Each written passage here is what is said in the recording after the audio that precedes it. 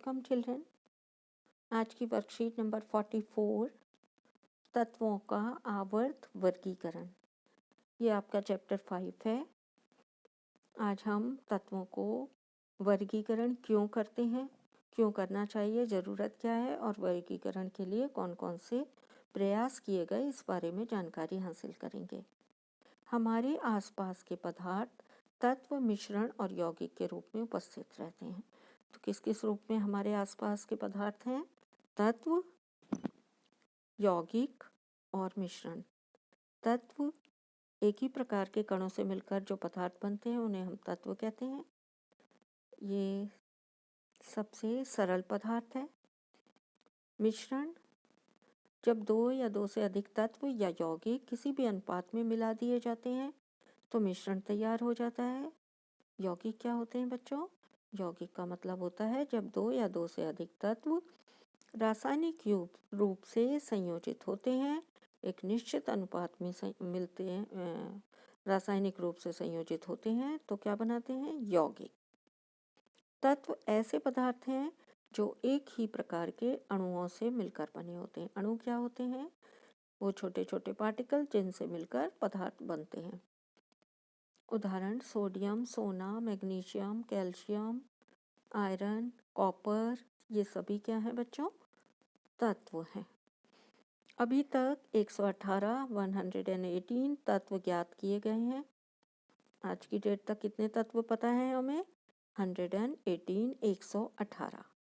इनमें से केवल 98 तत्व प्राकृतिक रूप में पाए जाते हैं, बाकी तत्व मैनमेड हैं या मानव निर्मित या संश्लेषित हैं, बनाए गए हैं।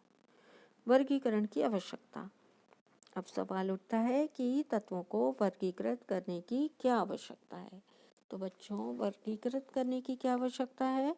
तत्वों को सुव्यवस्थित ढंग से पढ़ने और उनके गुणों को अध्ययन करने के लिए या गुणों के अध्ययन को आसान बनाने के लिए हमें किस बात की ज़रूरत है? हमें उन्हें वर्गीकृत करने की आवश्यकता है। जैसे जैसे विभिन्न तत्वों की खोज हो रही थी, वैज्ञानिकों ने इन तत्वों के गुणधर्मों के बारे में अधिक से अधिक जानकारी एकत्र की और उन्हें तत्वों को इन जानकारी को व्यवस्थित करना बड़ा ही कठिन लगा। तो उन्होंने क्या किया इसके लिए? उन्होंने इनके गुण धर्मों में से एक ऐसा प्रतिरूप ढूंढना आरंभ किया जिसके आधार पर इतने सारे तत्वों को या तत्वों का आसानी से अध्ययन किया जा सके और उनकी प्रॉपर्टीज को पढ़ा जा सके। तत्वों को सबसे पहले दो बड़े समूहों में बांटा गया और ये समूह कौन से थे बच्चों? ये समूह थे मेटल और नॉन मेटल, अर्थात धातु और अधातु के समूह में बांटा गया। जैसे जैसे तत्वों को उनके गुण धर्मों के बारे में हमारा ज्ञान बढ़ता गया या वैज्ञानिकों का ज्ञान बढ़ता गया, वैसे वैसे वैज्ञानिकों ने उन्हें वर्गीकृत करने के प्रयास किए।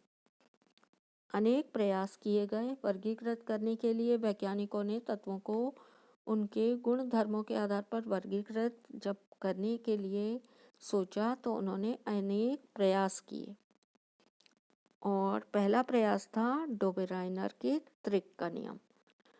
डोबेराइनर क्या थे? एक साइंटिस्ट या वैज्ञानिक का नाम है।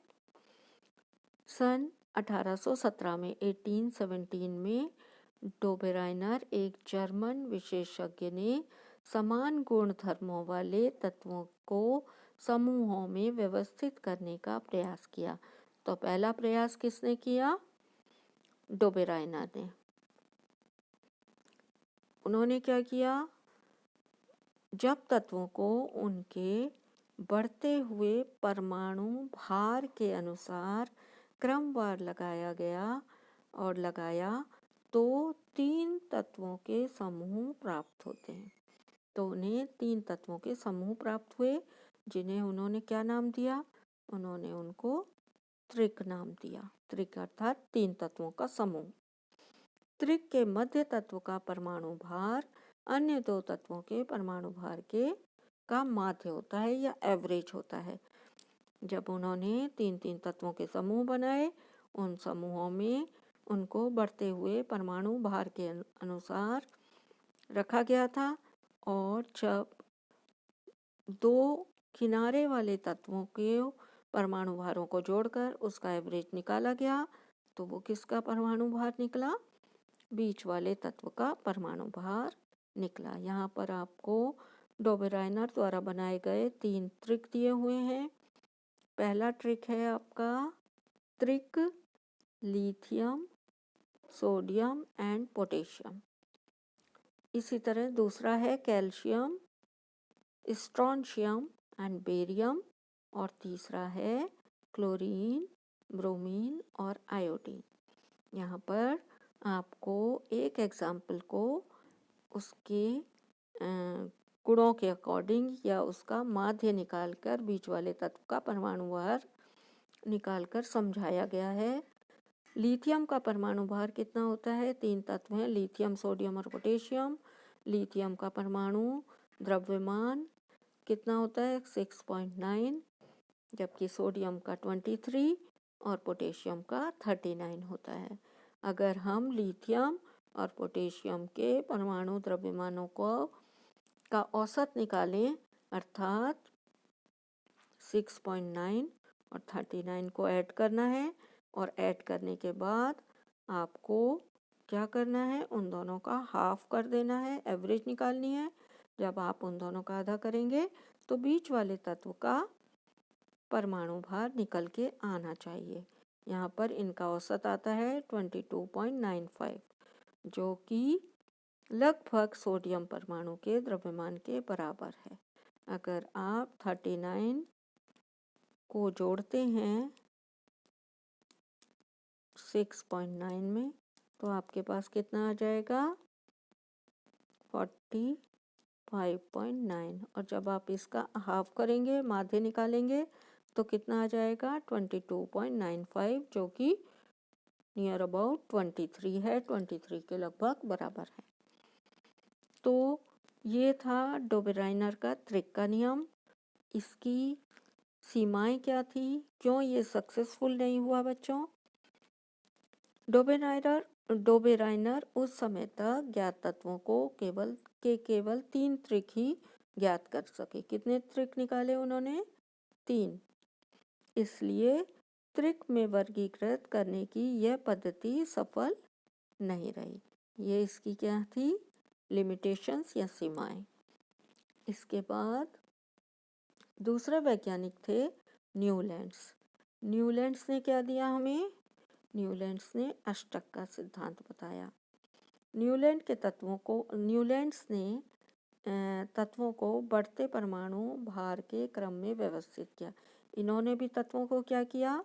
बढ़ते परमाणु भार के क्रम में व्यवस्थित किया। तो पाया कि प्रत्येक 8वें तत्व के गुण पहले तत्व के समान थे। तो इन्होंने क्या पाया कि 8वें तत्व के जो गुण थे वो पहले तत्व के समान थे, अर्थात एक जैसे थे। इसकी तुलना को उन्होंने संगीत के अष्टक से तुलना की, इसलिए उन्होंने इसको सिद्धांत को क्या नाम दिया? अष्टक का सिद्धांत। जिस तरह संगीत में सारे गामा पा धा नी 7 तत्वों को जब उन्होंने अरेंज किया, तो 8वां तत्व जो आया वो उस तत्व के नीचे आया जिससे उसके गुणधर्म मिलते थे।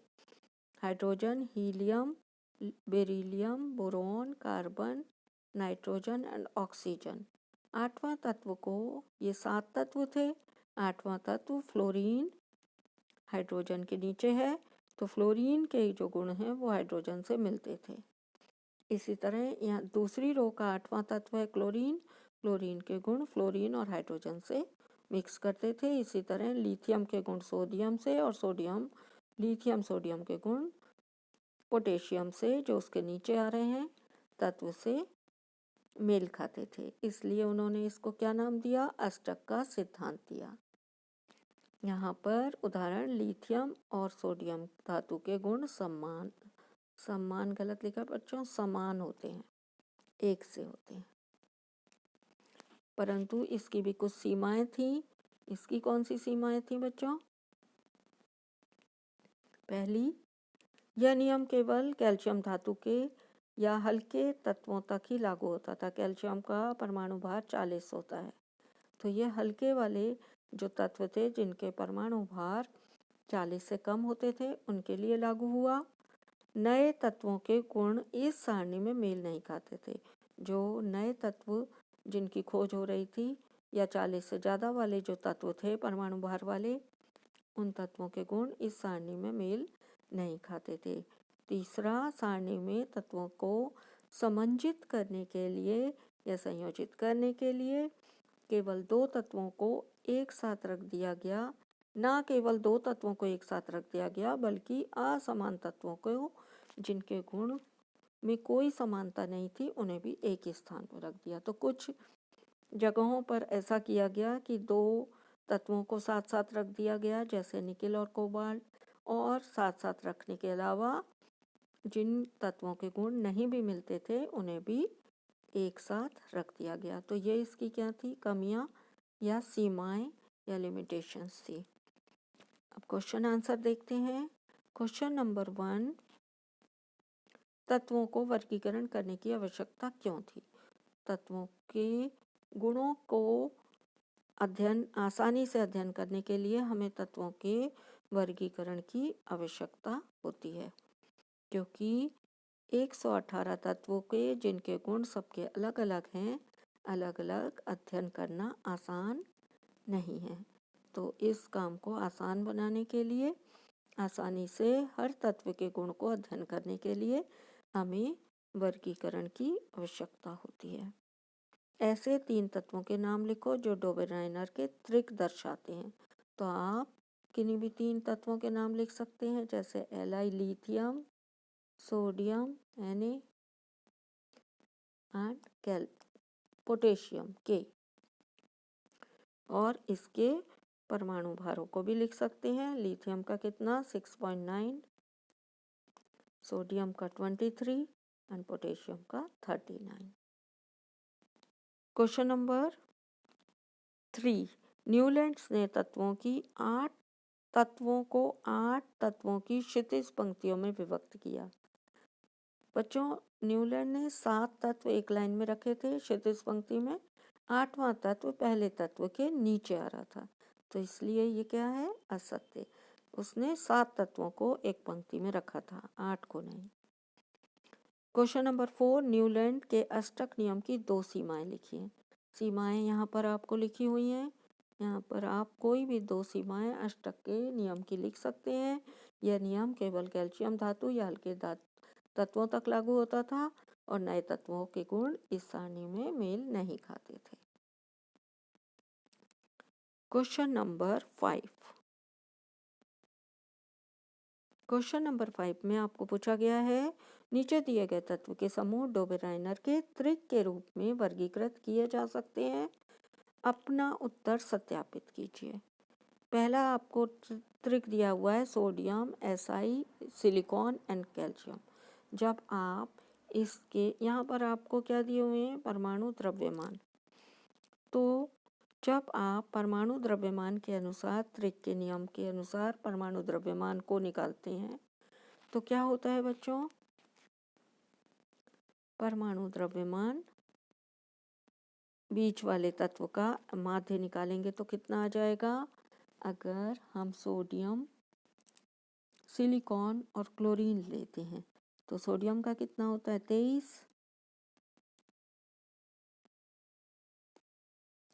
प्लस जो लास्ट वाला है आपका क्लोरीन 35। अगर आप इन दोनों को जोड़ेंगे तो कितना आ जाएगा बच्चों? तो आ जाएगा आपका 58। और जब आप 58 को का एवरेज निकालेंगे तो आप इसको 2 से डिवाइड करेंगे तो कितना आ जाएगा? 29। ये करीब जो सिलिकॉन का है करीब करीब उसके बराबर है, परंतु सोडियम, सिलिकॉन और क्लोरीन को हम डोबेराइनर के त्रिक में के आधार पर त्रिक नहीं, ट्रायड या त्रिक नहीं कह सकते। क्यों? क्योंकि एटॉमिक नंबर तो तकरीबन बराबर है, परंतु सोडियम, सिलिकॉन और क्लोरीन की जो गुण धर्म हैं वो एक दूसरे से मिलते नहीं है, एक दूसरे से मैच नहीं करते, इसलिए हम इन्हें डोबेराइनर के त्रिक के रूप में वर्गीकृत नहीं कर सकते। सेकंड केस है आपका beryllium, magnesium and calcium. Beryllium का कितना होता है आपका परमाणु भार? बेरिलियम का परमाणु भार है 9 और बेरिलियम मैग्नीशियम का 24 और कैल्शियम का कितना है आपका 40। तो ये कितना हो जाएगा आपका 49, और जब 49 को आप हाफ करेंगे तो कितना आ जाएगा आपका 49 को हाफ करने पर 24.5 आएगा। ये करीब करीब जो बीच वाला तत्व है आपका मैग्नीशियम, करीब करीब परमाणु भार उसके बराबर है। इन तीन तत्वों को के समूह को डोबेराइनर के त्रिक के रूप में वर्गीकृत किया जा सकता है। ऐसा क्यों किया जा सकता है? क्योंकि इन तीनों तत्वों की जो प्रॉपर्टीज हैं या गुणधर्म हैं वो एक दूसरे से मेल खाते हैं, एक दूसरे के समान होते हैं। दूसरी बात, जब इनका एवरेज या माध्य निकाला जाता है, वो माध्य करीब करीब परमाणु भार का माध्य निकाला जाता है किनारे वाले तत्वों का, तो वो माध्य करीब करीब बीच वाले तत्व के परमाणु भार के बराबर आता है। तो इनकी प्रॉपर्टीज एक सी होने के कारण हम इन्हें डोबेराइनर के त्रिक के रूप में वर्गीकृत कर सकते हैं। Thanks for watching.